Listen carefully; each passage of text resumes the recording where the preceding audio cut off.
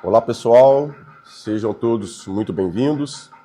Eu sou o Major Sávio, piloto do Núcleo de Operações de Transporte Aéreo, NOTAE, e hoje estou na função de segurança operacional ou segurança de voo, como queiram. O objetivo aqui desta conversa, desta apresentação, como eu vou passar para vocês, é a gente alinhar e tentar melhorar alguns procedimentos durante os aeromédicos realizados nos interiores, né, que é a grande maioria dos senhores que estão participando desta conversa, desta apresentação. Então, ou seja, dar uma noção básica de o que um apoio de solo pode vir a fazer em apoio à aeronave com a equipe do SAMU quando chega para prestar aquela assistência. É lógico, e isso eu vou falar por diversas vezes. A prioridade dos senhores vai ser sempre, né, o atendimento ali primário ali do paciente, da vítima. Então aqui a gente vai vir acertando alguns detalhes de posicionamento de ambulância, de autorização ou não de quem pode entrar e acessar o campo, e vamos aproveitar, sendo possível para os senhores, já que a prioridade sempre vai ser a vítima, mas estando a vítima estabilizada, um ambiente controlado, nos ajudar em algumas situações. Ok? Esse é o objetivo maior desta conversa. Então aqui, objetivo geral, nós vamos apresentar a vocês umas noções básicas de apoio de solo, e eu vou fazer uma introdução, porque eu percebo, durante alguns atendimentos, que vocês, ao verem a aeronave diferente, falam, hoje veio a aeronave maior, hoje veio a aeronave menor. Então eu vou fazer isso também, apresentar um pouquinho do NOTAE, esse início aqui, a quem que nós estamos subordinados, apresentar nossas aeronaves, para depois aí a gente entrar no assunto segurança de voo, segurança operacional propriamente dito. Ok? E como temos como objetivos específicos, conhecer algumas peculiaridades do NOTAE, como eu falei, e aí sim identificar situações diversas relacionadas à segurança de voo, aí no atendimento, junto aos senhores, geralmente nas bases fora da Grande Vitória. Para isso, eu vou adotar o seguinte roteiro, vou fazer uma introdução, apresentar um pouco do NOTAE, vamos falar de forma bem rápida um pouquinho da teoria, até para saber, Major, para que essa explicação toda para a gente, para que esse detalhe? O objetivo primário, principal, mitigar possíveis riscos, né? Mitigar riscos dentro de perigos identificados. Então, a gente vai passar um pouquinho também de teoria da prevenção dos acidentes, aí depois a gente vem nos assuntos relacionados mesmo às funções de vocês, que é posicionamento ideal e seguro das usas, aproximação segura até a aeronave, acesso de pessoas estranhas, na medida do possível, questão de vento que nos auxilia, condições meteorológicas, avistamento de drone, pássaros, pipa, entre outros, e, por fim, pouso em local restrito. Ok? Então, vamos lá. Como dito, vamos fazer uma breve introdução com a apresentação de forma rápida aqui do NOTAE. É unidade aérea pública, como pode ser visto aí, e nós, apesar de, até hoje, alguns confundirem e achar que nós somos a aviação da polícia, nós não somos a aviação da polícia militar. Nós somos a aviação de Estado. O NOTAE é a unidade aérea do Estado. E vocês vão ver que tem uma diversa quantidade de gamas de atividades que a gente executa. Tanto que no nosso efetivo tem, além de policial militar, bombeiro militar, policial civil, agora recentemente policial penal e, claro, o pessoal do SAMU. Então nós somos responsáveis, estamos subordinados à Secretaria da Casa Militar e não à Secretaria de Segurança Pública. Aí é uma anomalia, né? Eu, enquanto policial militar, sou vinculada à Secretaria de Segurança Pública, porque Polícia Militar lá. Mas eu estou agregado à Secretaria da Casa Militar, pois hoje está pertencendo ao NOTAE. Então o NOTAE é subordinado à Secretaria da Casa Militar e responsável pelo planejamento, coordenação, controle, execução de tudo relacionado à aviação pública no território capixaba. O decreto que nos criou é o 4726R, que definindo as nossas competências, as nossas atividades e missões. E dentro dessas missões, não vou passar todas, que são diversas, apoio à Polícia Militar, bombeiro, Polícia Penal, resgate, transporte governamental. E o que nos interessa aqui está lá neste decreto, no artigo 2º, inciso 5, que é o transporte pré-hospitalar, o transporte interhospitalar e também o transporte de órgãos. Ou seja, os senhores, enquanto atividade aérea nos auxiliando e nós auxiliando os senhores, estamos lá devidamente acobertados por um decreto. Ou seja, não é criação única de vamos fazer, vamos ajudar. Não, tem as competências certinhas, as missões tem que fazer, nós temos procedimentos operacionais padrões a serem seguidos. Por isso, essa preocupação de a gente estar sempre, através dessa conversa, inclusive, melhorar o nosso serviço, corrigindo algumas falhas e aproveitando a presença dos senhores para acrescentar outras situações. Então, como eu disse, até para ficar claro, e aqui ainda está faltando a CESA, né? Porque o SAMU, já que o SAMU, enquanto ente pertencente, deveria estar aqui vinculado à CESA. Porque aqui nós temos, o governo do Estado tem a Secretaria de Segurança Pública e a base da Secretaria Pública nós temos a Polícia Militar, a Polícia Civil, Corpo Bombeiro, Detran. E nós temos a Secretaria da Casa Militar, é onde está presente o NOTAER. Aqui, na verdade, deveria aparecer mais duas secretarias. A Secretaria de Justiça, já que agora, bem recentemente, a coisa de 2 meses, a Polícia Penal passou a fazer parte do NOTAER, então faltou aqui a Secretaria de Justiça, que é a qual a Polícia Penal é subordinada, e também o SAMU, então faltou a Secretaria de Saúde, que a gente no próximo slide aí corrige. E aqui dentro do NOTAER, a Secretaria da Casa Militar possui 3 núcleos: o Núcleo de Operações Especiais, o Núcleo de Transporte Terrestre e Telecomunicações e o NOTAER, Núcleo de Operações de Transporte Aéreo. E dentro do NOTAER, nós temos todas essas divisões e seções. E essa aqui é a minha seção, a Segurança Operacional, responsável em trabalhar, criar barreiras, mitigar riscos, pensando sempre em segurança, evitar que incidentes e acidentes possam vir a ocorrer. Que é o que nós estamos fazendo agora, inclusive. E para ter também conhecimento, para quem ainda não conhece, aqui é a nossa base fica dentro do quartel do Comando Geral, em Maruípe. Aqui é o nosso hangar, nosso heliponto, aqui o nosso esporte. Estamos em reforma, inclusive, tanto que nessa imagem aqui, a imagem antiga, a nossa sede mais nova fica aqui neste ponto, que naquela foto anterior não aparece. Aqui é a nossa sede bem nova, recém-inaugurada, e estamos em obra, inclusive, para ampliação ali da parte, voltar um pouquinho para os senhores verem, dessa parte aqui de base, concretando tudo aqui, aumentar espaço de estacionamento para as nossas aeronaves. Integram o NOTAER, como eu falei, nós temos pilotos, aí dentro de pilotos são oficiais da Polícia Militar, oficiais do Corpo de Bombeiro, delegados da Polícia Civil, esses são os pilotos. E as demais funções, operadores aerotáticos, mecânicos auxiliares de manutenção, transporte, apoio, suprimento aéreo e administrativo, são os demais dessas instituições e acrescentado a Polícia Penal, que são os praças, né? E aqui os senhores, né, operadores de suporte médico, que são os técnicos de enfermagem, que são condutores, né, os enfermeiros e os médicos, seja no interior, que nos dá o apoio, e o pessoal que fica aqui junto com a gente, propriamente dito. Assim, uma correção. Na verdade, operador de suporte médico é o pessoal que fica com a gente. Porque para ser operador de suporte médico, e isso por lei, inclusive, tem que ser o pessoal cursado. Então, o operador de suporte médico é o pessoal que fica aqui com a gente na base. Os senhores aí no interior, na verdade, são auxiliares de suporte médico, eu poderia assim dizer.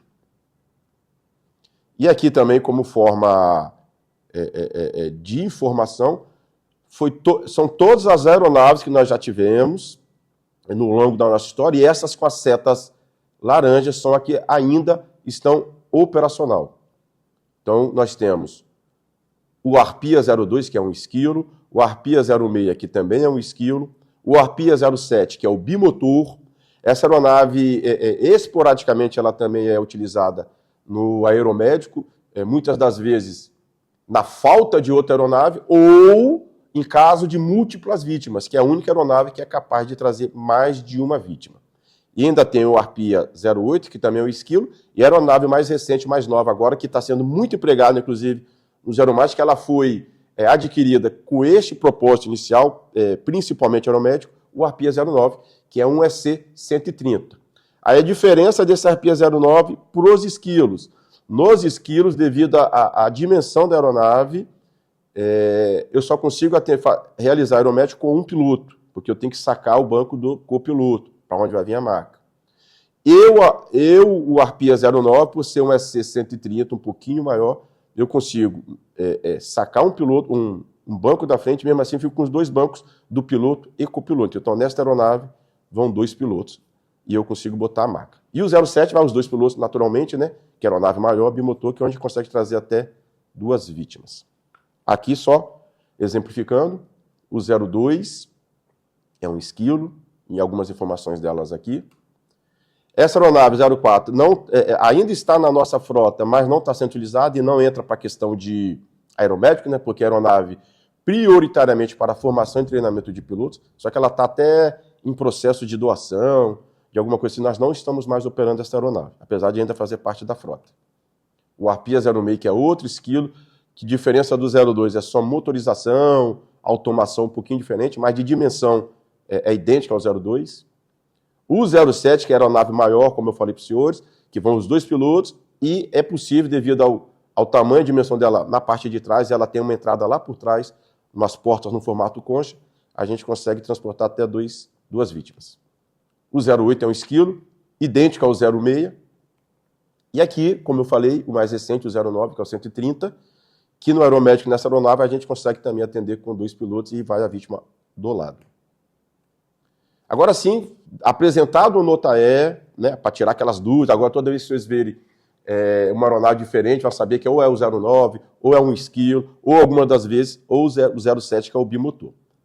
Agora a gente vai falar um pouquinho de teoria, até para o senhor saber, mas para que eu tenho que saber a posição, a rampa ideal de aproximação de aeronave?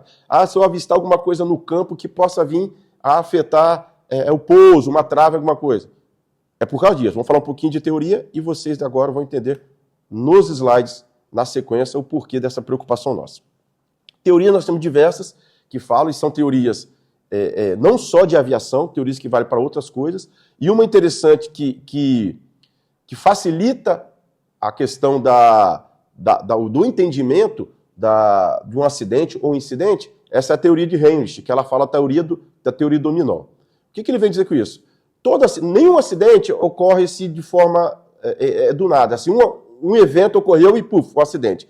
Quando se faz a investigação, o CENIPA faz a investigação e apresenta o relatório final, ele vai apresentar vários fatores contribuintes que, ao se somarem, em algum momento vai ocorrer aquele incidente ou acidente. É como se fosse isso aqui, ó. Fatores de falta de controle, não conformidade com normas, umas causas básicas, fatores pessoais, fatores no trabalho, causas imediatas, atos ou condições abaixo dos padrões, isso tudo vai se somando até a gente chegar no incidente ou, muitas das vezes, no acidente, até com perda de vidas, né? Então, aí por que teoria do dominó? Porque é como se fosse cada fator desse, cada fator contribuinte, uma peça daquela, aí é aquela brincadeira do dominó, né? Que você botava a peça em pé e empurrava a primeira peça, ela ia caindo até a última pedra. Imagina que a última pedra, ou as 2 últimas pedras, é o incidente ou o acidente. E todas as pedras anteriores são vários fatores que foram se somando e, no final, levou a um acidente. Então, o que a gente faz na segurança operacional ou segurança de voo?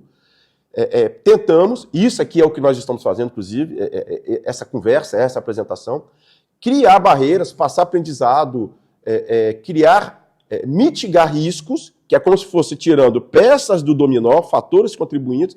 Aí, quando uma primeira pedra cair, como vai estar faltando peça, porque a gente criou barreira e tirou, ela não chega ao final da brincadeira lá do dominó, da queda do dominó, né? Ou seja, a gente não chega ao incidente ou acidente, porque a gente tirou peças, ou seja, trabalhamos com barreiras em cima dos fatores contribuintes e não chegamos a um acidente. É mais ou menos esse o raciocínio da teoria aí do dominó, que também é o que o modelo Shell fala, tá vendo? Ó, a mãozinha tirando uma peça é como se essa peça fosse um fator contribuinte. Por exemplo, vocês identificaram no campo que tinha uma trave no meio do campo. E a gente já teve um acidente assim, inclusive, de os pilotos não avistaram, porque estava num período de sol de frente da aeronave, não tinha um recon antes no campo, como vocês, né, que é um antecipador do nosso pouso, e não viram a trave no meio do campo. Quando pousaram e foram girar, bateram o rotor de cauda e capotaram com a aeronave. Por sorte, ninguém teve ferimentos graves, foi só a perda material mesmo. Então, vocês identificando e nos informando, falando, ó, tem uma trave no meio do campo, a gente é como se estivesse tirando uma pecinha dessa, do efeito dominó ali, da teoria do dominó, e estamos mitigando incidentes e acidentes. Ok? E também, uma outra teoria, muito parecida com a teoria do dominó, é como se fosse a teoria do queijo suíço. É como se fosse cada furinho no queijo, que essa trajetória da oportunidade aí, fosse um fator que contribuiria para o acidente. Por exemplo, influência organizacional mal gerenciada, supervisão deficiente, conhecimentos deficientes, decisões com falha. Vai ter um momento que esses furos vão todos se coincidirem e aí lá no final vai coincidindo um erro ou uma violação e isso vai culminar no acidente. É algo muito parecido com a teoria do dominó. É que como se cada furinho do queijo suíço fosse um fator contribuinte para um acidente. É algo parecido com isso aí. Como se isso aí fosse cada barreira dessa um furo e se você não trabalhar com barreiras para evitar que os furos se coincidem, você vai acabar com um acidente lá no final. Feito isso, apresentado de forma bem rápida, que não é o objetivo principal aqui dessa teoria, apresentei um pouquinho do NOTAE, as aeronaves. Agora vamos falar o que realmente nos interessa, que é a atividade propriamente dita dos senhores. Primeiro ponto, aí aqui, gente, não é um plus não é que falar, aqui eu vou fazer isso, se for possível. Como eu falei, a prioridade dos senhores é o atendimento da vítima, do paciente ali, estabilizar e tal. E vão nos ajudar, depois disso tudo, controlado, depois do ambiente controlado. Muitas das vezes sim, mas neste caso aqui, de posicionamento ideal e seguro das ambulâncias, não. Isso aqui tem que fazer parte do checklist de vocês, porque a gente tem, pelo menos eu já me deparei algumas vezes nas ocorrências que eu fui de apoio de aeromédica, ambulâncias posicionadas de forma incorreta. Algumas das vezes, inclusive, no meio do campo. É um perigo, tá? Porque nós, quando vamos para pouso, a gente gosta, e é comum, você pode reparar, que o piloto costuma usar sempre os escanteios para aproximação. Porque é a parte mais longa que o campo tem. Porque o piloto voa sempre pensando em pane. E tem que estar sempre pensando numa pane, numa perda de motor, numa perda de rotor de cauda. Principalmente na decolagem e no pouso, que são os dois momentos mais críticos de um voo. No reto nivelado nem tanto, mas na decolagem e no pouso, o piloto tem que estar sempre muito concentrado, pensando no possível pane, estar preparado. Por isso que a gente costuma ali, a linha de escanteio que vai aquela linha diagonal do campo, e costuma correr o campo todo, porque se tiver a pane de baixo ali, ainda tem o campo maior, a parte maior, para fazer um pouso de emergência, e vai precisar um pouquinho do campo ali para deslizar a aeronave. Então, os senhores precisam deixar o campo livre. E eu vou mostrar aqui nos slides subsequentes posicionamento ideal na medida do possível. Então, o campo tem que estar ali, pensando em quê? Evitar danos à ambulância se eu tiver uma pane, proteger a equipe, isso é a segurança da ambulância da equipe e segurança nossa também do helicóptero, porque garantir a segurança do pouso e evitar possíveis interferências. Por exemplo, imagina aqui, eu peguei o exemplo da foto do pessoal lá de Aracruz. Esse campo é o campo lá do 5º Batalhão. Aquele campo que tem várias árvores em volta, você tem um acesso lá por dentro, por batalhão, você vem chegando por ele. O piloto faz o quê? Ele vai identificar primeiro o vento. Por exemplo, o vento está vindo de proa. A gente decola e pousa prioritariamente com vento de proa, na frente da aeronave, né? Isso serve para avião e para helicóptero. Isso ajuda a questão de disponibilidade de potência, a aeronave cria maior disponibilidade e fica mais propícia a fazer uma decolagem segura, e o pouso também. Então a gente costuma usar esta diagonal ou esta diagonal se o vento estiver nesta direção, nas setas laranjas. Ou o vento estando ao contrário, provavelmente nessas outras duas diagonais. Ou seja, eu chegando, me aproximando, é comum eu mirar o centro do campo, que nem eu falei, porque se eu, neste momento, tiver uma pane de baixa, eu ainda tenho mais metade do campo de diagonal para correr e deslizar com a aeronave. Então, esta área, gente, tem que ficar livre. Ah, Major, então qual é o ideal para botar ambulância? Vamos ver agora. Ó. Atrás do gol, nas laterais, lateral próxima, lateral afastada, e aí o campo fica livre. Após o pouso, sim, que nem eu vou apresentar mais à frente, nós vamos sinalizar após os rotores pararem, sinalizar para a aproximação da ambulância do lado ideal, que está a saída do paciente ou a entrada, no caso, né, a entrada e o embarque do paciente, da vítima. Ok? Ou seja, que fique claro, aqui não é uma ajuda que os senhores vão nos dar, não. Aqui é questão de segurança, para vocês e para nós. Deixem o campo sempre livre. Posicione a ambulância prioritariamente nas laterais ou atrás dos campos. Às vezes o campo é alambrado, né? Tem um portão. Fica perto do portão ali, ajuda até na questão da segurança, né? Evitar que pessoas estranhas à nossa atividade adentrem ao campo. Ok? Dito isso, agora, a aproximação segura até a aeronave, a aproximação segura da ambulância até a aeronave. Ou seja, posicionamos as ambulâncias no local seguro, a aeronave veio para pouso, não deu nada de errado, tudo certinho, geralmente ficamos no meio do campo. Aí agora vocês vão para perto da aeronave com a ambulância. Aí uma informação anterior, mas qual que é a altura? Porque vocês podem ver que a nossa preocupação, depois que o rotor para de girar, é a altura das pás. Este desenho é um desenho do Arpia 09, que é o EC-130.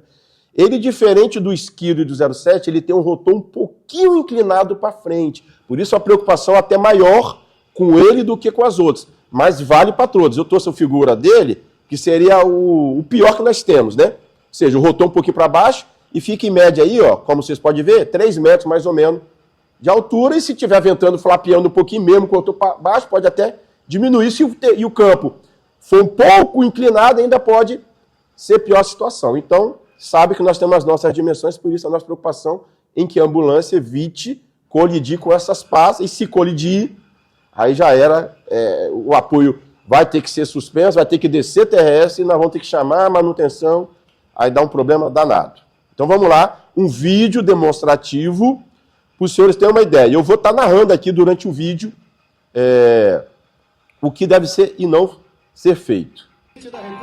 Tá vendo lá? Nós estamos posicionados aqui, eu acho que em área, se eu não me engano, e tem um operador, ali no caso, eu acho que era um operador de suporte médico, olha lá, o médico, sinalizando a ambulância, esperando, ó, pode vir, ou seja, é tudo sinalizado, gente, não pode partir espontaneamente dos senhores, tem que ser sinalizado, aí sinalizou, o senhor vem, porque geralmente o operador de suporte médico ou o operador aerotático se posiciona embaixo da pá, porque é ali aquele limite que ele vai ter de batente para você chegar. Vou passar de novo, que é o comecinho que nos interessa. Aqui, ó, ele está posicionado embaixo da aeronave, como vocês podem ver aí, e esse aqui vai ser o limite para a aeronave vir depois que ele sinalizou. Ok? E muitas vezes também, é que nem ali eu vi que o médico ali sinalizou para a ambulância antes, às vezes o médico prefere ir lá fazer o recebimento da vítima, tal, para depois levar a ambulância, e tem médico que prefere trazer a ambulância para depois fazer atendimento. Aí fica a critério. O que tem que ficar claro para a gente é que vocês só vão movimentar a ambulância depois da sinalização nossa, do operador de suporte médico ou operador aerotático. Aqui, ó, outro exemplo, um operador nosso ali sinalizando a ambulância, e você pode ver que novamente ele está bem próximo a uma das pás, aqui, ó, que é o nosso batente, e aqui a aeronave já devidamente posicionada. Olha a pá como é que fica bem próxima de altura, vocês estão vendo? Por isso essa é a nossa preocupação. Ok? Então essa foi a aproximação. Então aqui, gente, não é um supérfluo que vocês vão estar nos ajudando. Aqui também é segurança. Assim como a questão do campo, posicionamento das ambulâncias em volta do campo atrás do gol, perto do portão de entrada, a aproximação também da ambulância para as aeronaves também, que tem que ser um checklist dos senhores, tá? Tem que ser seguida à risca. Acesso de pessoas estranhas, aqui também tem que ser um checklist, que já aconteceu, inclusive comigo, e com outras situações, durante acionamento de aeronave, eu estava acionando, eu estava pousado em Piúma, era uma vítima, um PAF, né?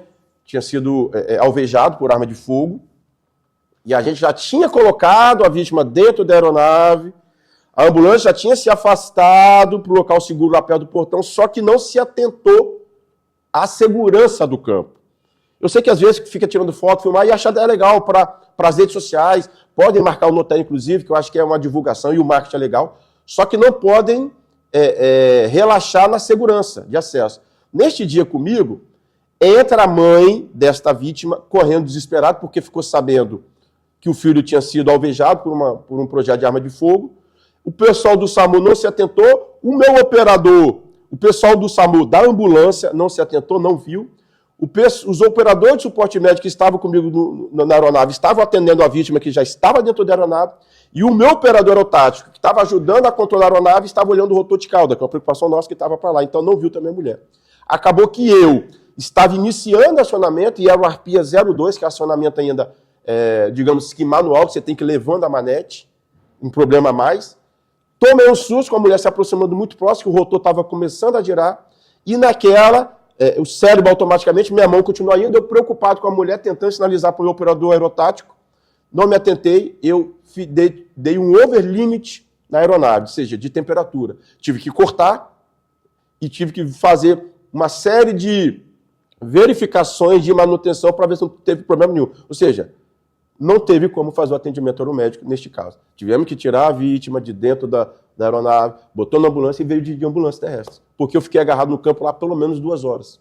Até eu, por telefone, consegui ver se teria que levar um mecânico. Você tem um troubleshoot para fazer, né, dentro da manutenção, para ver se não foi um negócio grave, quanto tempo ficou. Ou seja, uma preocupação que parece ser coisa mínima pode ocasionar um grande problema para aquele atendimento. Ali poderíamos ter perdido a vítima. Não sei se foi o caso, não lembro, acabei não acompanhando o desenrolar da ocorrência depois, mas poderia perder. Então, gente, peço encarecidamente, além do posicionamento das ambulâncias, deixando o campo livre, a aproximação da ambulância até a aeronave, muito atento, só depois de sinalização, depois que o rotor parar, fique atento também, nos ajude com o acesso de pessoas estranhas. Eu sei que tem familiares que vêm lá, depois que tiver, naquele momento tiver controlado, ainda estiver dentro da aeronave, talvez pode ser liberado esse acesso ali, para ter uma olhada, às vezes a vítima está naquelas últimas, né, de repente aquela última olhada do familiar, a gente tem que se colocar na situação dos familiares também. Mas tem que tomar muita atenção, porque depois que começa o acionamento, ou quando eu estou indo para pouso, tem que estar livre, não pode ter gente estranha. Se eu estiver indo para pouso um dia e eu ver gente estranha trafegando dentro do campo, eu vou ter que arremeter, não vou conseguir chegar, porque eu vou estar botando aquela pessoa e o meu próprio pouso em risco. Ok? Então, conto com a colaboração dos senhores nesta situação também. Preocupação que eu falei, o rotor de cauda. Neste caso, quando eu falei que me assustou a mulher se aproximando, por mais que ela esteja se aproximando pela frente, porque se tem uma coisa que assusta o piloto, e eu vou mostrar vídeo aqui, não é para impactar, mas é para mostrar que é perigoso. Por isso que se eu estiver indo para pouso, tiver alguém no campo, eu não vou pousar, porque eu posso ser que essa pessoa vá para trás da aeronave. Depois de pousar, durante acionamento para decolar, os senhores têm que nos ajudar a fazer a segurança, porque existe nas aeronaves, principalmente nos esquilos, que o rotor de cauda é livre, principalmente nos esquilos, e a altura aqui da cabeça, geralmente, mata, e ele simplesmente desaparece quando estacionado. O que é desaparecer? Vou mostrar uma foto aqui que é que desaparecer. No 09, a preocupação é a mesma, apesar de que o 09 tem o que a gente chama de fenestron, que é o rotor de cauda protegido. Mas a preocupação é a mesma, que a preocupação tem que ser que ele é protegido mais ou menos, que se o cara entrar com a cabeça assim pelo lado, né, vai ser atingido de qualquer forma. Mas tem uma proteção a mais, né, que a fenestron é justamente para isso, para diminuir o ruído e para ser proteção de rotor de cauda. Então saibam que pessoas estranhas têm um perigo danado por causa do rotor de cauda. E os senhores também, se por um acaso tiverem em algum momento, não é o nosso padrão, não faz parte do nosso procedimento operacional padronizado. Acesso de pessoas na aeronave com o rotor girando, mas se um dia vier a acontecer, saibam que para chegar até a aeronave com o rotor girando, o ideal é pela frente. Na pior das hipóteses, pelo lado. Por trás, nunca, jamais. Por situações como essa que eu vou mostrar para vocês agora. Tá vendo? Tá lá, o perigo. O ideal ali, ó, essa figurinha aí é muito interessante para o 09, porque o 09, que é o 130, o Arpia 09, o rotor de cauda, o rotor principal dele é um pouquinho inclinado, então ele é preferido até que chegue aqui na diagonal. O esquilo nem tanto, e o BK, o bimotor, também nem tanto. Agora, no 09, é preferido pela diagonal. Agora, por trás, nunca, por causa de situações como essa. Ó, aqui nós temos 2 esquilos, tá? O rotor de cauda de 2 aeronaves. esquilos, idêntico aos esquilos que nós temos. São aeronaves lá de Minas Gerais, o designativo deles lá é Pegasus, então é o Pegasus número 11 e Pegasus número 7. O número 7, se você olhar atrás, tá lá na parte de trás, ele tá com o rotor de cauda parado, a palavrinha parado, tá vendo? Aí dá para ver o rotor de cauda. O 11 aqui parece, não, tiraram o rotor de cauda do 11. Negativo. O rotor de cauda, nós não estamos vendo o rotor de cauda, porque ele está girando. Por isso que é o perigo. Às vezes a pessoa estranha, que não tem essa informação que eu estou passando para os senhores agora, fica deslumbrado quando vê o helicóptero, com barulho, olhando, e acha que ele não tem nada, e vai com a cabeça ali, por incrível que pareça. Olha só o que vai acontecer neste vídeo aqui.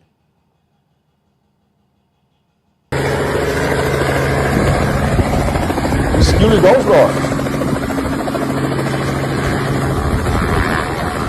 Vai o cara desavisado, uma pessoa estranha, que é o que a gente quer evitar, e passa por baixo achando que não tem nada. Não é para assustar, tá, gente? É para mostrar que é perigoso.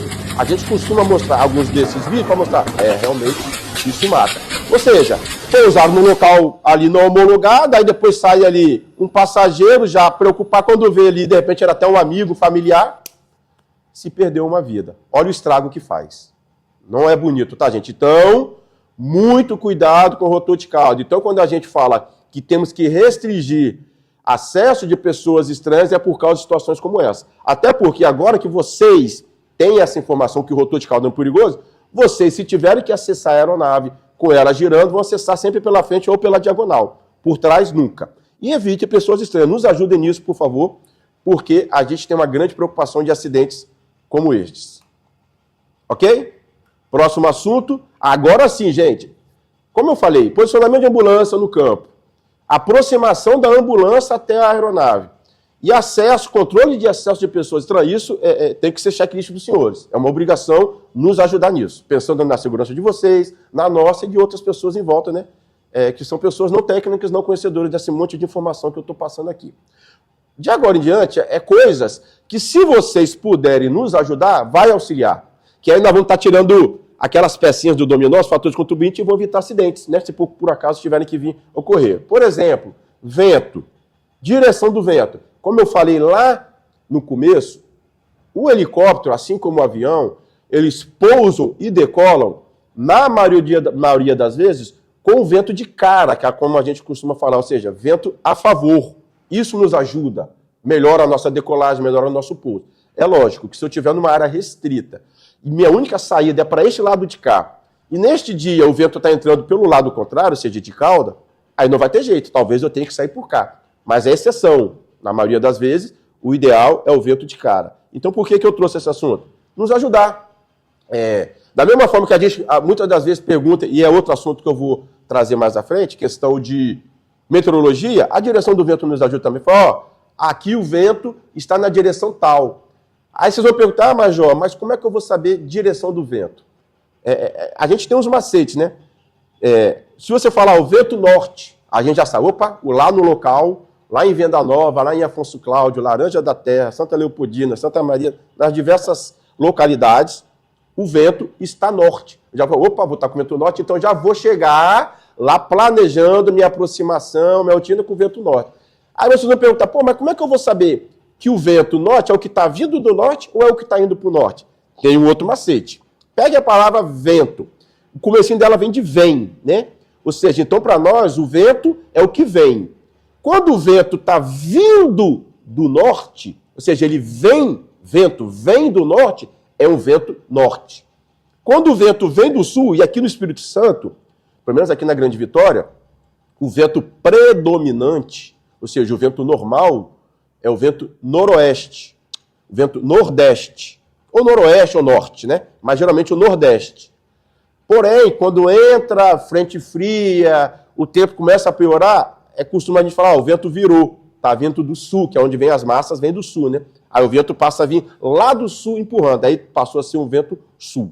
Beleza? É só um macete para saber se a direção do vento. A bandeirinha do campo de futebol ajuda também essa relação. E hoje, qualquer celular tem essas bússolas, né? Que indicam onde é o norte e tal. Abriu ali, o vento está vindo aqui, está coincidindo aqui com o norte, oeste, então é vento noroeste. Aí vai lá no grupo do médico aqui, vocês fazem a triagem, falam, o vento aqui está um vento relativamente fraco, vento fraquinho, noroeste. O vento está ventando bastante aqui, vento sul. Isso nos ajuda também. Isso é um supérfluo, tá? Se vocês puderem nos passar essa informação, eu estou explicando mais ou menos como é que essa informação deve vir para a gente e nos auxilia também.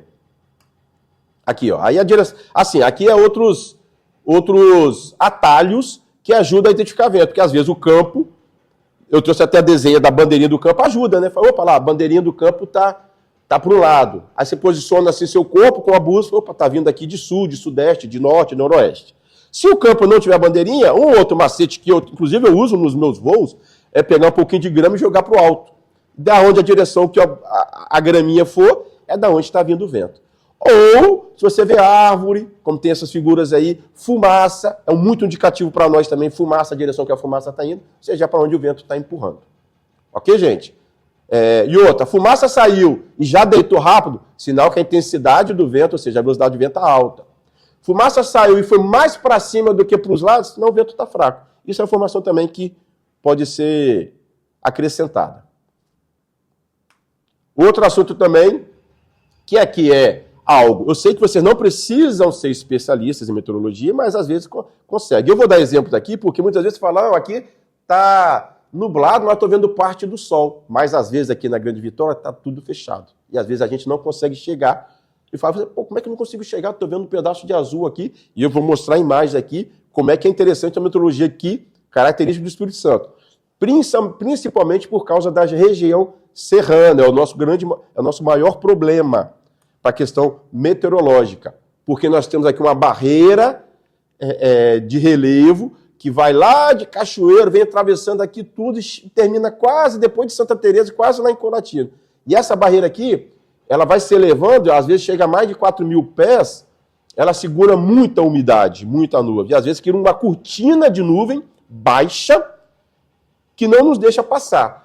Dependendo da localidade, a gente consegue dar a volta. A gente tem experiência para conhecer alguns vales, tal, às vezes dá, mas algumas vezes não dá. E outra, às vezes a volta vai ser tão longa e depois o retorno tão longo que é preferível descer terrestre. Aí a gente, no planejamento, a gente conversa aqui entre nós, pilotos e operador de suporte médico e operador aerotático, e fala, realmente é preferível, neste caso, não colocar em risco o voo e descer terrestre ou descer até um ponto mais seguro que a gente pode pegar no caminho também. Ok? Só para ficar claro isso aí. E aqui, sendo possível, a informação dos senhores nos ajuda. A indicativa, como é que eu vou saber se a meteorologia para os pilotos é algo positivo ou não? Imaginemos que aqui é um local muito parecido, eu identifiquei essa foto em internet e achei muito parecido com a região lá de Venda Nova, que é lá na Baixada, mas tem vários morros em volta. E é como às vezes está assim, ó. Quando você vê topo de morro sem nuvem cobrindo ele todo visto, a nuvem acima dele, é sinal que, é provável que a gente consiga chegar. É um indicativo positivo isso aí. Inclusive, foto, imagine que a direção dessa foto é a direção lá de Vitória, né? Da onde a gente vai daqui para o local lá do atendimento. Tira essa fotinha e manda também no grupo, que essa foto vai chegar para a gente e nos ajuda a ter uma maior tomada de decisão segura. Aqui é o mesmo topo de morro, mas aqui começa a ficar complicado. Tá vendo que o topo de morro lá no fundo começa a ficar coberto?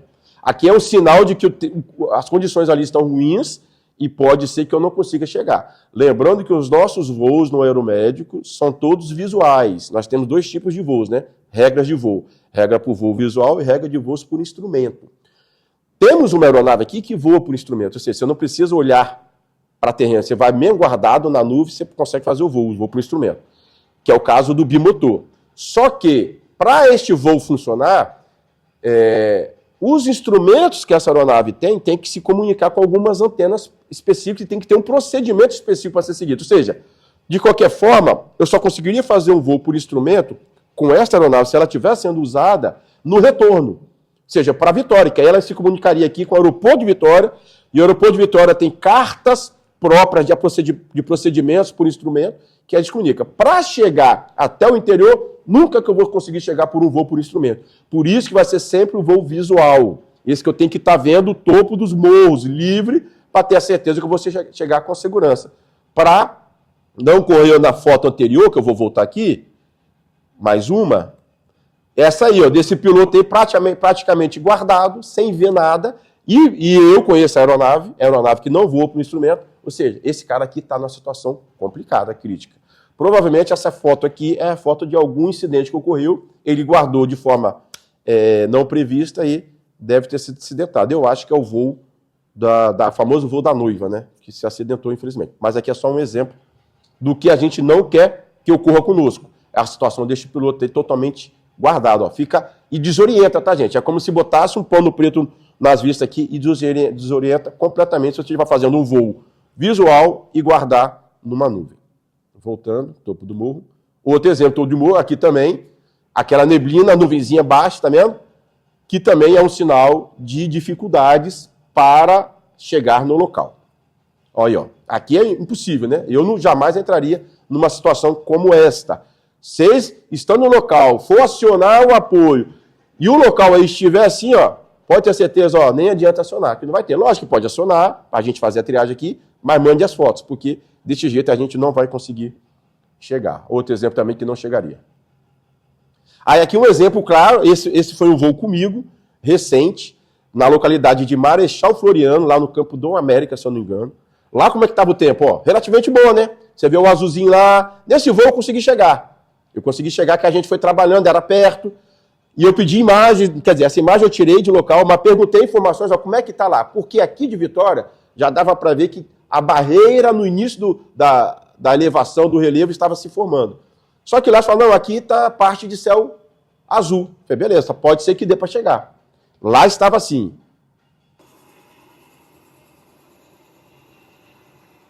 Tá vendo? Ó? Céu azul, sentido interior, ao sol ali, ó.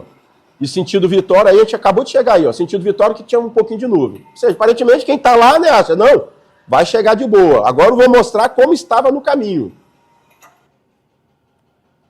Aí ainda é lá pousado, as nuvens um pouco mais escuras, mas ainda se via céu. E topo de morro, a princípio, descoberto. Tanto que eu consegui chegar. Ó, aqui outro vídeo. Aí parece fácil, não, vem por cima da nuvem dessa. Quem dera se fosse fácil assim, né? Às vezes tem nuvem ali que estão a altura assim que o helicóptero não conseguiria ultrapassar. Aqui, agora essa foi a realidade do pessoal que estava lá. Depois que eu pousei lá, né? É como se o pessoal estivesse lá. Agora a realidade nossa aqui na ida. Quando eu decolei aqui, eu já estava, acho que, mais ou menos sobre Cariacica. Olha o que já estava na minha frente lá. Ali a gente subindo, provavelmente já Domingos Martins, depois vem Marechal. Olha só o que já estávamos para encarar. Falei, não sei se vamos tentar. Porque às vezes a visibilidade é progressiva, né? Mas já sabia que não chegaríamos com tanta facilidade. Olha lá, ó, a cortina ali, essa região é danada para dar isso. Do lado aqui vai aparecer o Mochoara. O Mochoara já começando a querer ficar coberto. Tá vendo, ó? O relevo de fora a fora. Camada já bem baixinha. Eu falei, vamos tentar. Já que lá está bom. Olha o caminho aqui, ó. Aqui é no caminho. Essa é a preocupação nossa. Morro coberto. Né? Porque, ou seja, a camada começa a baixar. E se chegar uma hora me encurralar ali, eu vou ter que pousar no meio do mato. Imagina ter que pousar no meio do mato com uma vítima a bordo ali, numa situação que precisa de um socorro. Por mais que a gente na aeronave tenha alguns equipamentos que socorrem, não é o ambiente ideal, né? Para se ter uma vítima pousada no meio do mato. Aqui, ó, a minha proa já indo para o local, estava bem deteriorado, né? Mas como era um local relativamente perto, Marechal Floriano dá 15 minutos de voo, mais ou menos, de Vitória aqui, né? Da Grande Vitória. E Martins, Marechal ali, muito próximo. Ó, embaçado, ou seja, vamos chegar. Ainda falei com a equipe médica no dia. Eu acho que nós vamos chegar, mas tem que ser um procedimento, uma ação rápida, de 20, 25 minutos no máximo, para a gente poder sair, para não correr o risco de ficar agarrado em Marechal Floriano. E não adiantar nada a nossa ida, né? Olha como é que estava. Isso é na ida. Aqui já era Domingos Martins ali, aquela cidadezinha ali é Domingos Martins, aquelas torres de Domingos Martins, e logo mais para frente, Marechal, que estava um pouco melhor do que o Domingos Martins, né? Isso é só para ficar claro, gente, porque às vezes vocês acionam e a gente não consegue chegar, ou a gente prefere nem ir, porque às vezes a gente se depara já aqui, no início da região serrana, situações como essa. E às vezes esse paredão é formado aqui no começo e lá para trás está aberto. Ontem mesmo eu fui para Venda Nova e estava isso, tudo fechado aqui, eu tive que dar uma volta quase em Colatina para chegar em Venda Nova e depois só consegui sair lá por Cachoeiro e vim pelo litoral. Não consegui proa direta. Aí, ó. Nuvens bem coladas. Olha o perigo de antena. Por isso que a gente evita topo de morro coberto. Porque se tiver coberto, a gente não vai ver essa antena. Aquela torre ali, né? E pode ter uma colisão ali com a torre daquela e sofrer um acidente. Ok? Então é importante. Aí é um supérfluo que eu peço. Sendo possível, fez o atendimento da vítima, está estabilizado certinho, começa a olhar para a meteorologia. Quando o nosso acionamento tira foto, faz um vídeo, vai nos mandando. Isso ajuda na tomada de decisões. Outro auxílio, que também na medida do possível, né, vamos tentar tirar mais pecinhas ali do dominó, os fatores contribuintes de acidentes. Avistamento de drone, pássaros, pipas, entre outros que podem vir a ser perigo para pouso e decolagem. Nós temos uma incidência muito grande no nosso estado de urubu, pássaro urubu. E recentemente está sendo muito comum também, e eu trouxe alguns vídeos como exemplo, de drone, quase colisão com drone e colisões com drones. Inclusive, nós aqui já tivemos quase colisão com drones, trouxe vídeo também, e tivemos já colisão com urubu. Eu mesmo já tive colisão com urubu, estava com uma aeronave bimotor, hoje nós não temos mais essa aeronave, mas é como se fosse essa aeronave que nós temos aqui, só que o modelo anterior a essa, né? Essa aqui é um pouco mais moderna, mas é muito parecido no bimotor. Por sorte, era um dia de chuvisco, visibilidade ruim. Quando o urubu destampou na nossa frente, a gente tentou tirar, ouvimos o impacto, e a gente estava aqui próximo ao Notaé, optamos, assim, o voo continuou normalmente, fizemos o teste que tinha que fazer, mas optamos em pousar para ver se não tinha ocorrido nenhuma avaria. Por sorte, ele bateu no rotor principal e o dano foi só para ele, né? Para a gente mesmo, foi nada. Mas tivemos um outro incidente aqui, que eu vou mostrar, que esse sim teve dano, pelo menos dano material, graças a Deus, não tivemos danos de ferimento. Mas antes disso, vamos falar um pouquinho de drone, que está sendo também, está tendo um crescimento muito grande devido à sua versatilidade de uso, né? O drone hoje é usado para fotografia, até para plantação, tem uns drones grandes, plantação de veneno em plantação e tal. Então, os senhores, ao avistarem esses drones, ou pássaro, urubu, é legal também nos reportar. Pode reportar lá, ó, eu vi um drone aqui voando aqui, hein? Ó, tem um excesso de quantidade de urubu na posição tal. Ou pipa, o excesso de pipa, peru de férias é muito comum pipa, né? Que a linha da pipa é um risco. Dificilmente vai derrubar uma aeronave, uma pipa, né? Mas pode enrolar no rotor e pode danificar e dar um prejuízo material. Então, avistando essas situações, nos informa também para a gente evitar situações como essa agora. Por exemplo, este vídeo agora é um vídeo de um desfile realizado em Vila Velha, que inclusive eu recomendei a suspensão desse desfile. Já tem 2 anos que a gente não faz mais, por causa deste dia aqui, ó.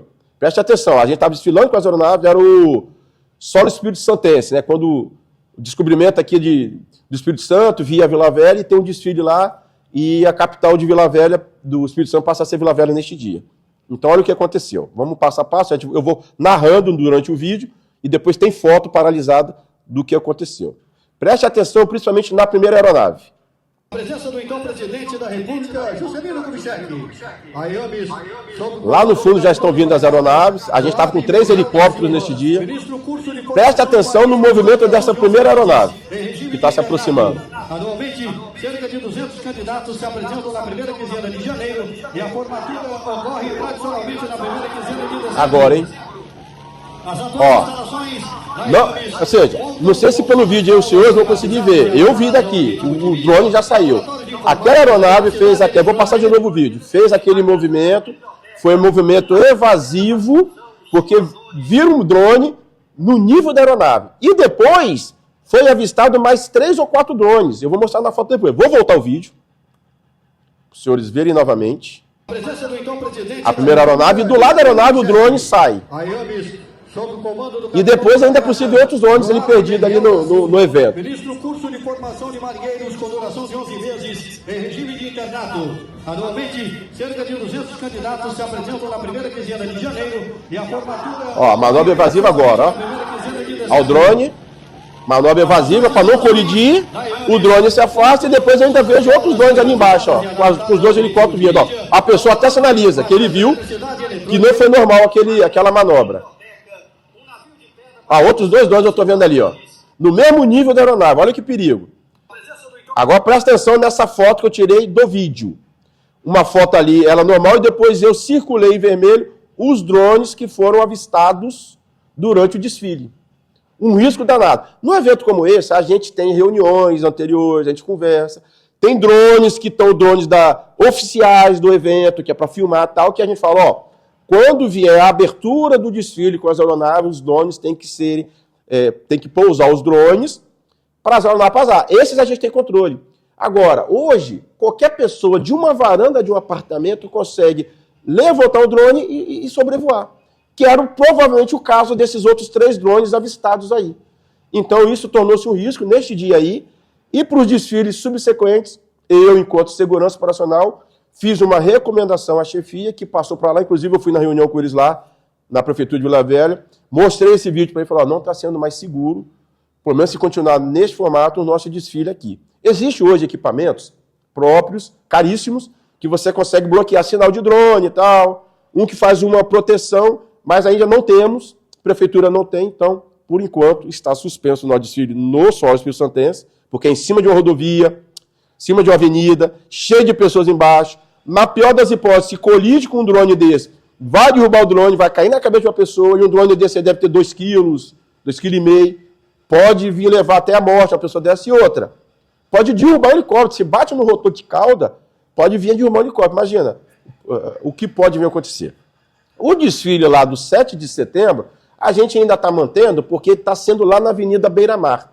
Aí a gente vem tentando mitigar, conversar com todo mundo do evento, te bota a pessoa para o que vocês vão fazer para a gente agora, avistamento, né, de drone. A gente bota o nosso pessoal espalhar na avenida toda, está visualizando o drone. Gente do lado ali do locutor, toda hora comunicando.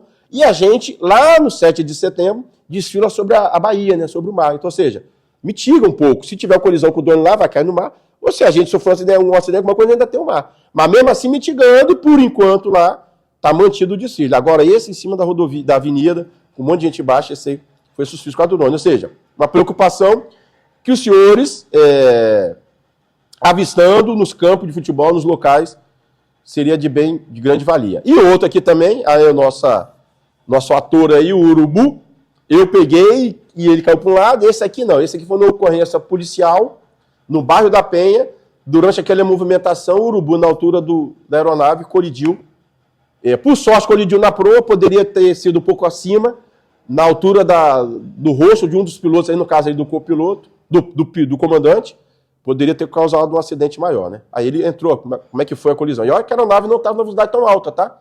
Que estava em apoio policial, a gente costuma ficar no zigue-zague, no 8, né? Para que se tiver que alguém atirar na gente, a gente dificulta a mira deles. E mesmo assim pegamos o Urubu. Aqui a gente já tinha, depois da colisão, viemos para o pouso, a equipe, né, não era eu que estava neste voo, vieram para o pouso aqui no Notaé, que era bem perto aqui o voo. Olha o tamanho do Urubu. Faz um estrago danado, tá, gente? Se pega um pouco acima ainda, na altura do rosto dos pilotos, ou dos operadores que ficam lá de fora, ou se ainda pega no rotor de cauda, pode ocorrer algo ainda pior. Aqui foi prejuízo material, depois a gente recuperou a aeronave, né, logicamente, para retornar para a operação. E olha o tamanho do Urubu aí, ó. Grande. Tá? Aqui nós temos no Espírito Santo, principalmente na Grande Vitória, mas nos interiores também, uma incidência muito grande de pássaro, principalmente urubu. Então, avistando a concentração grande de pássaro próximo ao local de pouso, pode nos comunicar também, se tiver que tirar foto, mas comunica, ó, quantidade de pássaro significativo, tal posição. Ó, avistei um drone aqui, ó, tem pipa ali. Tá bom? Isso nos ajuda. E pipa também, como eu falei, né? Problema da linha, enroscar no rotor. Não vai parar o rotor, não vai travar o rotor, mas pode ocasionar um dano na aeronave. E a aeronave pode ser que após o pouso tenha até nem que decolar mais, porque fez um risco ali, alguma coisa, que a manutenção falou, ó, a profundidade desse risco, nós sabemos hoje que tem linhas fortes, tal de linha chilena, linha com cerol, que pode, com a velocidade da aeronave, rascando a linha ali, pode danificar algum equipamento do helicóptero. FOD. Aqui importante também. Ah, Major, o que é FOD? Na verdade, FOD é a abreviatura de uma sigla em inglês, que o FOD é como se fosse um dano causado por objeto estranho. Às vezes se usa também o termo FO, que, ou seja, objeto estranho, né? Do inglês traduzido, objeto estranho, ou FOD, dano causado por objeto estranho. E é engraçado que esses FODs, ou FO, é produzido por humano, a maioria das vezes por um fator humano, e às vezes por ausência de organização. Vou dar um exemplo de um FOD que é falta de organização. Se o mecânico estiver posicionado na aeronave, no hangar, fazendo uma manutenção com a ferramenta, essa ferramenta que está usando é um objeto próprio para aquela atividade dele naquele momento.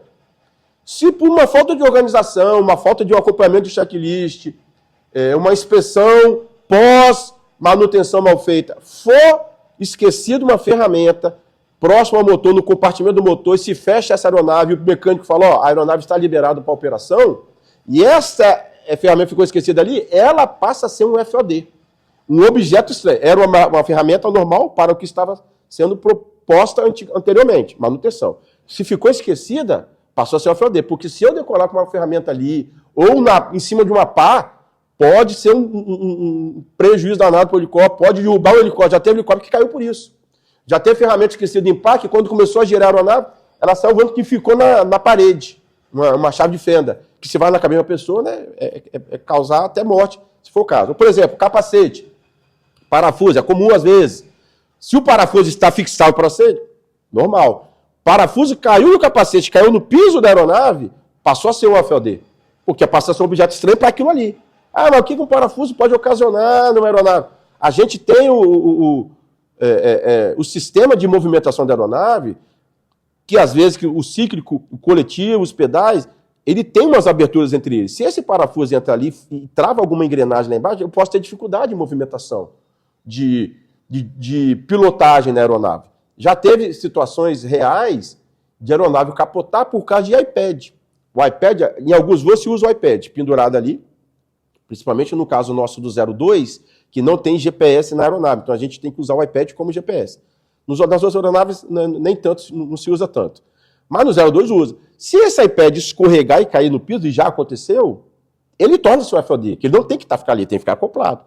Tem uma situação, uma aeronave grande, chamada do modelo Chinook, que a aeronave tem 2 Thunder grandes, um iPad caiu, escorregou para baixo do pé do piloto, próximo ao pedal, e aquela aeronave de frente das nossas, ela tem dificuldade, né, que o painel vai até embaixo, ele não conseguiu abaixar para pegar o iPad.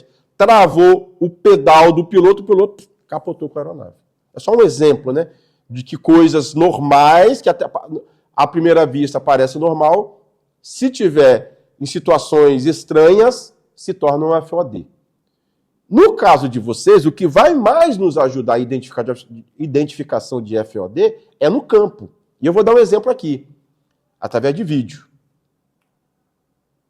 Aqui são o primeiro exemplo, né, de FOD que pode ocorrer. Isso, quando no uso normal, nos seus locais, é o equipamento, uma fita, um parafuso, uma molinha, mas se tiver perdido, soltou de um lugar, dependendo de onde estiver, pode ser considerado FOD, porque pode vir, por menor que seja, o FOD trazer um prejuízo para a gente, na aeronave.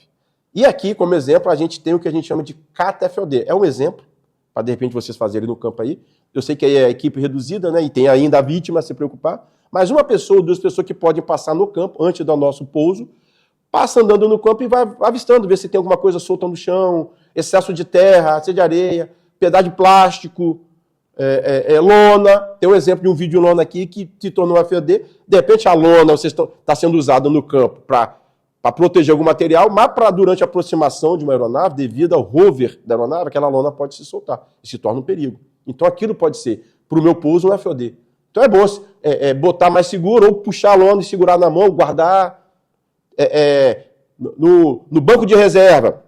A coberturazinha de alguns campos às vezes fica meio que solta e aquilo pode levantar voo ali devido à aerodinâmica. Então, identifique mais ou menos isso também. Eu acho que tudo é interessante, né? E nos informar para auxiliar na nossa segurança aqui. Um exemplo aqui de FOD que pode muito bem acontecer num campo de futebol. Olha a lona. Até então a lona era para proteger alguma coisa, se soltou. Olha o prejuízo. Fiz aí aqui, ó, o senhor de idade aqui viu. Falou, vai dar problema isso aí. Dito e feito. Não teve um acidente. ninguém se machucou nada, mas o rotor travou. Então, meu amigo, ali o eixo do rotor quebrou, a aeronave no chão, não pode sair, vai dar um problema danado, prejuízo financeiro absurdo por causa de uma lona que antes de acontecer esse acidente estava cobrindo alguma coisa, estava tendo uso normal, só sabendo que a aeronave vem, joga um vento muito forte, pode ocasionar isso. Então nos ajude identificando isso, chegou, sendo possível, né, neste caso aqui é um supérfluo que vocês vão fazer pra gente, identifique isso, saco plástico, lona,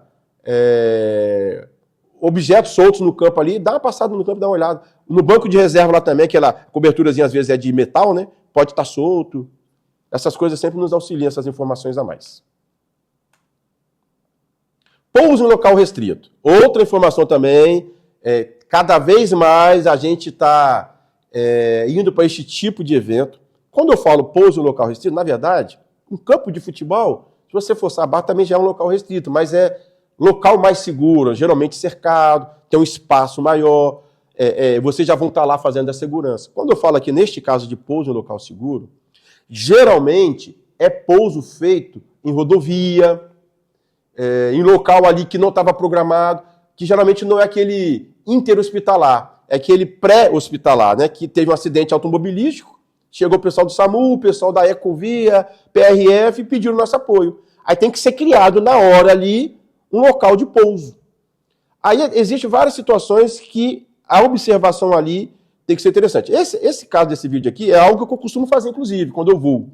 Eu pouso e gosto não de pousar no meio da via, porque às vezes a própria ambulância nossa precisa passar, para ir para um lado para o outro, às vezes é mais de uma vítima, né?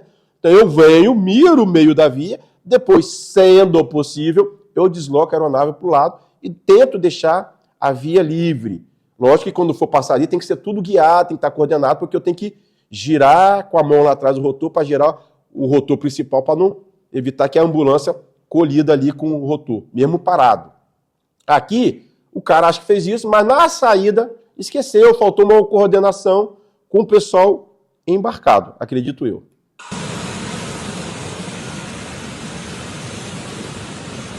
Tudo certo, embarcaram a vítima, mas na hora de sair era só sair, vir para o meio e decolar em máxima ali, mas a cara tentou sair dali mesmo, que foi onde deu o problema. Subiu uma areiazinha aí, por isso que eu acho que ele tentou sair direto, para evitar o efeito burnout, que eu vou falar mais à frente. Ó, colidiu com árvores. E ali, meu amigo, já era. Por sorte, ele ainda conseguiu controlar a aeronave e pousar. Mas ali danificou o rotor de cauda, danificou o rotor principal, o esqui ali pelo jeito abriu, prejuízo material, a vítima vai ter que ser tirada da ambulância, da aeronave, vai ter que descer de ambulância. Então, na hora de escolher o local para a gente pousar, seja vocês, seja o pessoal da PRF, o mais livre possível de obstáculos, o mais livre possível de obstáculos. E outra preocupação, livre, aqui um vídeo também, algo parecido com o primeiro, livre de terreno arenoso, que eu vou mostrar mais para frente os problemas do terreno arenoso. Aqui também foi questão, provavelmente esse cara pousou de dia ainda, só que se estendeu o atendimento, e isso aqui a gente evita, por isso que saibam. Quando a gente pousa, recentemente eu fiz um pouso próximo a Iconha, na BR, um acidente ali com vítimas de acidente de carro, precisou fazer esse pouso lá. E estava no limite do pôr do sol. Eu falei, ó, vocês têm tantos minutos para agilizar. Se não der, eu vou te tirar a aeronave aqui, eu não vou poder decolar daqui à noite, para não acontecer o que aconteceu nesse vídeo aí. Então sabe que nós temos essa restrição também, tá? Se escurecer em locais como esse, inclusive campo de futebol, né? Não fazemos isso nem em campo, quanto mais em local restrito e acesso restrito como esse.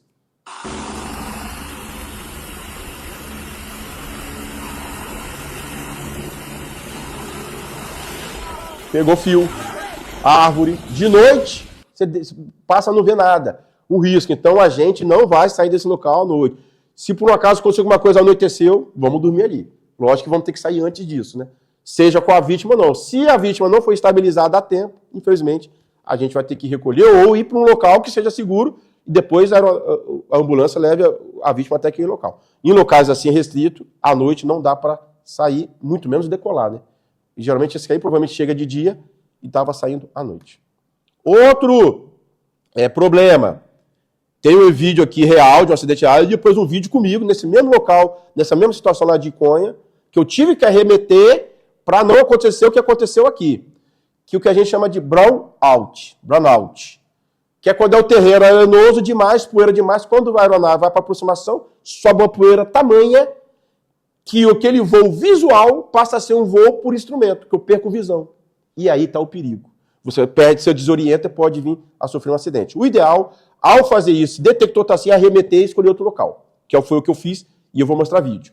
Então, senhores, quando for escolher um local para pouso, tentem atenção, então, evitar obstáculos próximos e também, de preferência, um local não arenoso, que não tenha poeira. Aquela poeira, quanto mais poeira, pior, né? Olha esse exemplo aqui. Um acidente com um helicóptero do Corpo de Bombeiros do Distrito Durante Federal o aeromédico, deixou tá? 5 pessoas feridas.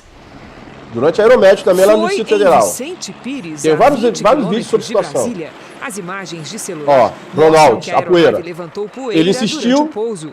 Aparentemente, as hélices em movimento bateram no prédio de uma faculdade durante a descida. Se acidentou, insistiu no pouso, achando que dava. 3 bombeiros, uma enfermeira e um médico tiveram ferimentos leves e foram socorridos pelo Serviço Móvel de Urgência, o SAMU. Eles pousariam no pátio da faculdade para atender a um paciente tem com que ser parada evitado esse tipo de cardiorrespiratória. pouso. O caso vai se ser deparar apurado com isso, pelo certo é Centro de arremeter e escolher Investigação outro e local Prevenção para de pouso. Acidentes Tinha um campo do lado lá, Aeronáuticos. pelo jeito. Já a Agência Nacional de Aviação Civil informou que o helicóptero estava com a documentação em dia. Ele foi vindo pro lado, ó, que desorienta, gente. Tá vendo que ele tava retinho, nessa imagem finalzinha deu para ver. Depois começou a deslocar pro lado. Ali ele já estava totalmente sem visão externa e o piloto fica sem noção, fica totalmente desorientado. Aí foi pro lado e colidiu. Outro exemplo,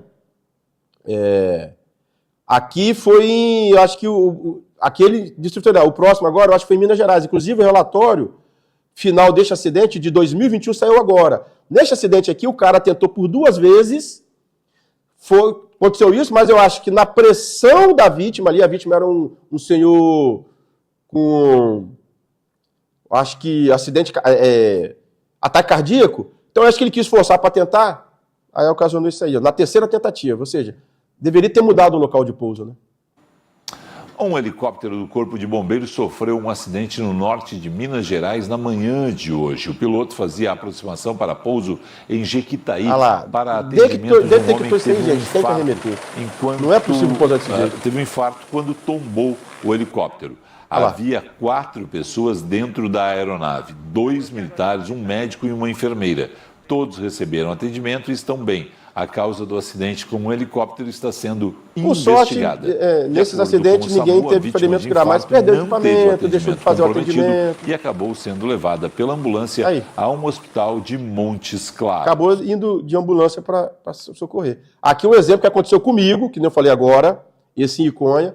O primeiro local de pouso estava iniciando aquele processo ali desses acidentes anteriores. Eu optei em arremeter e fui pousar lá do outro lado da rodovia, que era em frente a um galpão. Porque o primeiro local que escolheram para o meu posto, tudo bem que muito perto lá do acidente, mas não era um local próprio. E a gente de cima, às vezes, tem dificuldade de ver. Só consegue perceber quando está bem próximo, que é quando começa a subir a poeira. Esse é um vídeo nosso, de um voo agora recente, tem 2 meses no máximo.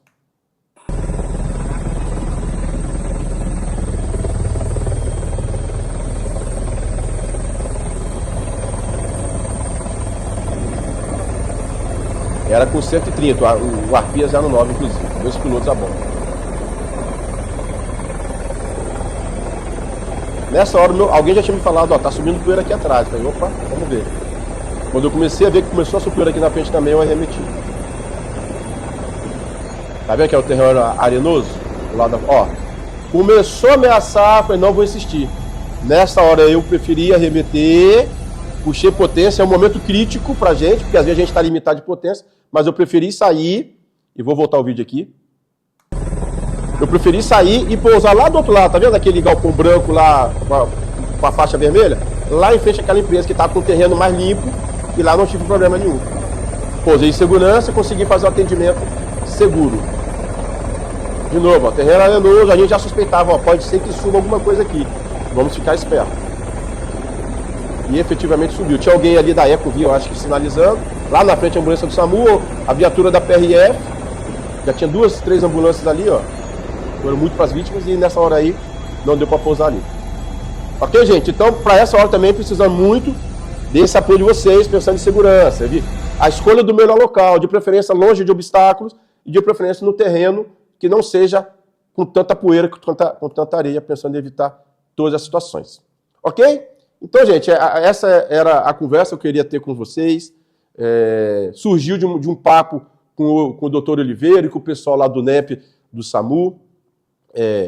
Por quê? A gente costuma falar que na aviação, todo acidente, essa aeronave, né, calculado mal o peso atrás da aeronave, subiu. Todo acidente tem um precedente, né? Por mais que o coitado do burrinho, ó, excesso de carga, o burrinho subiu e lá. E isso é uma filosofia do CENIPA, do CIPAE. Não existe acidente novo. Se você pegar a história na aviação, todo acidente que ocorre vai ter sempre algo que já ocorreu, se não idêntico, de forma muito semelhante àquilo. Então a gente tem que aprender com os acidentes, ou com quase acidentes, com os erros, né, passados, para evitar novos acidentes. E que nem eu falei, como o acidente é uma contribuição uma somatória de fatores contribuintes que vão se somando até um acidente, então a gente vai tirando, né? Escolhendo o local de pouso correto, tendo o avistamento de drone, verificando questão de vento, meteorologia, posicionamento de ambulância, aproximação da ambulância, evitar pessoas estranhas. Tudo isso somado, você vai estar tirando peças do dominó, da teoria do dominó, e vai estar com certeza mitigando e criando barreiras para evitar incidentes e acidentes. Não espere o próximo acidente da sua organização para aumentar a sua consciência sobre segurança profissional. Não vamos fazer o que esse cara faz aí, né? Levantou o carro e botou e está confiando em 2 tacos de madeira, né? Corajoso. Beleza, pessoal? Então era isso que eu tinha que conversar com vocês. Passei esse roteiro aqui, vim falando um pouquinho de NOTAE, teoria, aí o posicionamento, aí tem que ser um checklist obrigatório de vocês, posicionamento ideal das ambulâncias, a aproximação correta na aeronave, evitar pessoas estranhas, e depois, sendo possível, que vocês podem nos ajudar também, né? Identificação e intensidade do vento, condições meteorológicas, imagens, inclusive vídeo ou fotos, avistamento de drone, de pássaro, pico, qualquer coisa estranha ao ambiente. O FOD, viu alguma coisa no campo, trave no meio do campo.